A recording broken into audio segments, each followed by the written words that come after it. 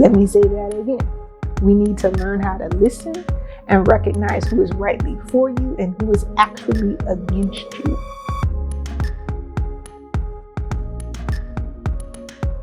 Hello, good people. My name is Joanna, and you are watching the Harmonious.Balance channel. For your consideration today, cancel culture, political correctness, being unfiltered, and all that jazz. So cancel culture. I think that most people will say that cancel culture has run amok. But when I sit back and think about it, though, I wonder if that's really what's happening. I mean, who really has been truly canceled? Who has been completely done away with and blacklisted?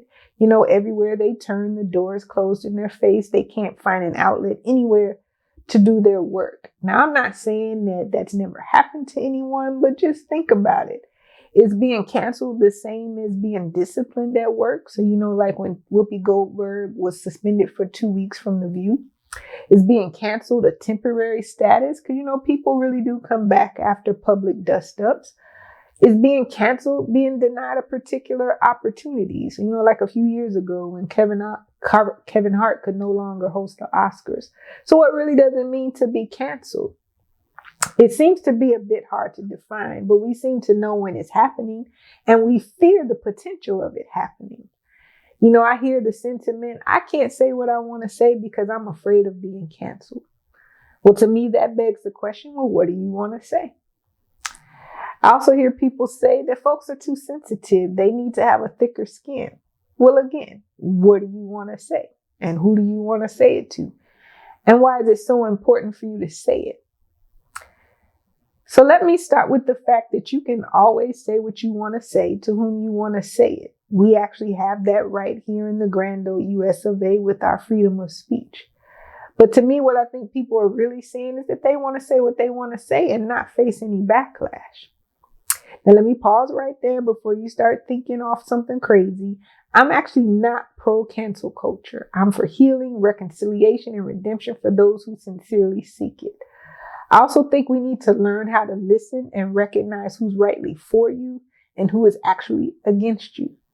Let me say that again. We need to learn how to listen and recognize who is rightly for you and who is actually against you. We need to learn how to listen and actually have proper dialogue to understand who is remorseful and teachable.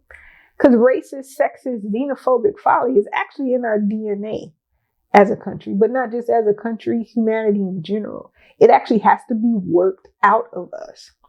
And there are a lot of people that are willing to do the work, and these are the people who should not be canceled.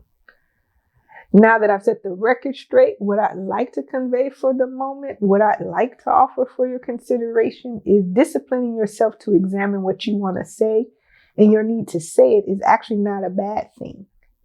Thinking before you speak is actually not a novel concept. And you know, being unfiltered is not a virtue. Being unfiltered or disinhibited is actually a sign of immaturity.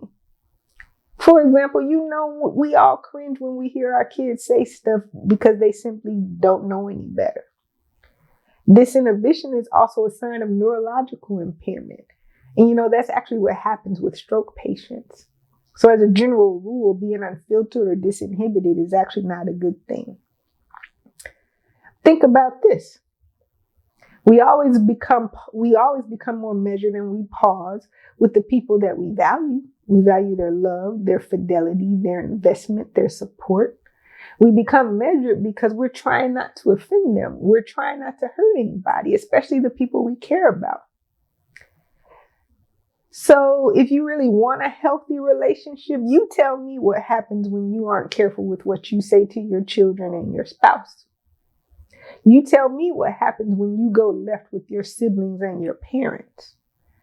They're probably the ones that set you straight, yet we act so surprised when we become unfiltered with everybody else. So you may say, well, that's different. We actually care about them. So does that mean you don't care about anybody else? Now you're probably mad at me like, Joanna, you know that it is not the same level of heart connection. Well, then what level of heart connection is it? Seems to me that there must be little to no heart connection. Sounds to me like you've already decided that everybody else is not worth sparing. Again, for the record, I am not pro-cancel culture. I am not here for self-righteousness. I'm here for healing, reconciliation, and redemption for those seeking it in good faith. I'm not down with political correctness, meaning to appear thoughtful and considerate. Bait and switch is not okay with me. I'm not interested in anyone being disingenuous.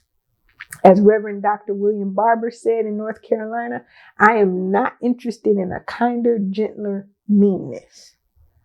What I am interested in conveying through this video is perhaps there really is another way to look at cancel culture and the opportunity it brings for a healthier discourse. So that's actually all I wanted to share right now. As always, I share these ideas with the hopes of making a difference for the better. Take it for what it's worth to you, as I simply put my thoughts out there for your consideration. I will see you later, good people.